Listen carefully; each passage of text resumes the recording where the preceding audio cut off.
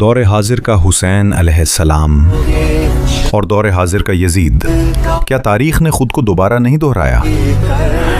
میں معز نیازی ہمیشہ سوچتا تھا، آخر اس وقت مسلمان امام حسین علیہ السلام کی مدد کے لیے کیوں نہ آئے؟ کیا انہیں سچ نظر نہیں آتا تھا؟ کیا ان کے دلوں میں درد نہیں تھا؟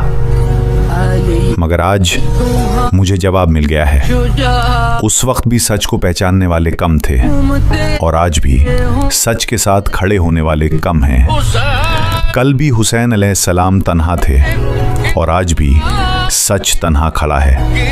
تب لوگ ڈر گئے تھے، آج لوگ اپنے فائدے میں کھو گئے ہیں۔ کربلا صرف ایک پرانا واقعہ نہیں، یہ ہر دور کی آزمائش ہے، اور آج معز تیری آنکھیں کھل گئی ہیں۔